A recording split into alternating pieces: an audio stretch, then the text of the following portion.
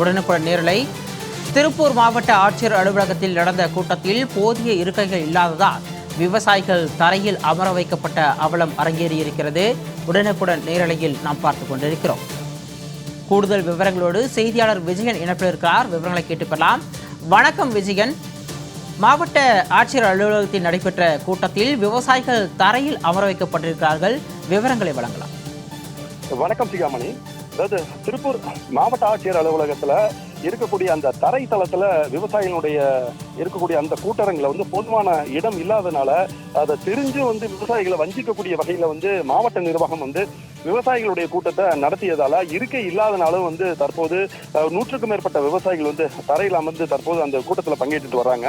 அதாவது திடக்கழிவு மேலாண்மையில திருப்பூர் மாநகராட்சி நிர்வாகம் 100 கோடி ரூபாய் ஊழல் செய்தல்னு சொல்லிட்டு ஒரு பரபரப்பு குற்றச்சாட்டத்தை மாவட்ட ஆட்சியரிடம் தெரிவிச்சிருக்கிறாங்க.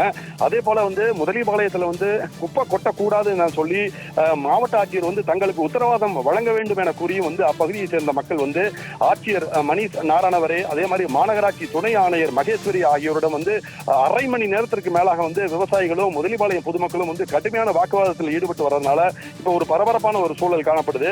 அதாவது திருப்பூர் மாவட்ட ஆட்சியர் அலுவலகத்துல மாவட்ட அளவிலான விவசாயிகள் குறைதீர்ப்பு கூட்டம் மாதந்தோறும் நடைபெறும்.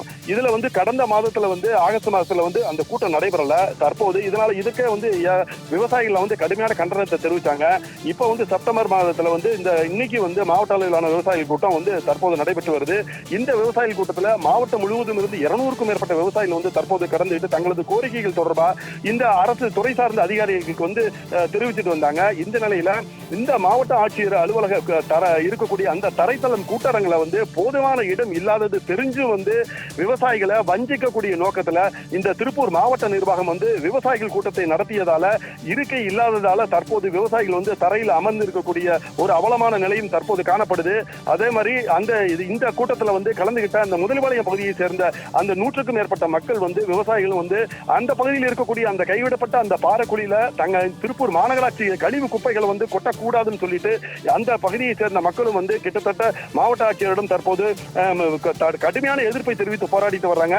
தங்கள் பகுதியிலிருந்து அந்த இருக்கக்கூடிய அந்த நிலத்தடி நீர் பாதிக்கப்பட்ட அந்த தண்ணீரையும் எடுத்துட்டு மாவட்ட ஆட்சியரிடம் காண்பிக்க போது அதுக்கு மிக மிக கடுமையான எதிர்ப்பு தெரிவித்து தற்போது தொடர்ந்து போராட்டத்தில் ஈடுபட்டு வராங்க. அதாவது இந்த தொடர்ந்து போராட்டத்தில் ஈடுபட்டு வரக்கூடிய அந்த 7 நபர்கள் மீது மட்டும் போலீசார் வலுக்கட்டாயமாக விசாரணைக்கு வர வேண்டும் என அழைப்பானை விடுத்திருப்பது ஏன் எனவும் போராட்டத்தில் ஈடுபட்ட அனைத்து மக்கள் மீதும் ஏன் அழைப்பானை அழுப்பவில்லை என்ற கேள்வி எழுப்பி சரமாரியாக தற்போது காரசாரம விவாதத்தில் அந்த முதலிபாளைய மக்கள் கேள்வி எழுப்பிட்டு வராங்க. அதாவது திருப்பூர் மாநகராட்சி நிர்வாகம் திடக்கழிவு மேலாண்மை திட்டத்துல 100 கோடி ரூபாய்க்கு ஊழல் செஞ்சிருக்குன்னு சொல்லிட்டு மாவட்ட ஆட்சியரிடம் பரபரப்பு குற்றச்சாட்டை தெரிவிச்சிட்டு வராங்க.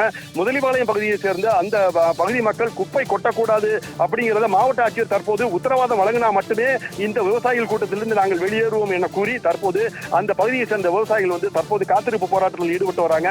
ஆட்சியர் அலுவலகத்தில் நடைபெறக்கூடிய மாவட்ட அளவிலான விவசாயிகள் குறைதீர்ப்பு கூட்டத்தில் போலீசார் தற்போது அதிக அளவில் குவிக்கப்பட்டதும் மாவட்ட ஆட்சியர் நுழைவாயில அனைவரையும் சோதனை செய்த பின்னரே உள்ளே அனுமதிப்பதும் அவர்களை வீடியோ பதிவு செய்வதும் இதுவே முதல் முறை என்றும் விவசாயிகள் தீவிரவாதிகளா என விவசாயிகள் சரமாரியாக கேள்வி எழுப்பி வருவதால தற்போது திருப்பூர் மாவட்ட ஆட்சியர் அலுவலக கூட்டரங்கில் ஒரு பரபரப்பான சூழல் நிலவி வருது. சிகாமணி, விரிவான விவரங்களுக்கு நன்றி விஜயன்.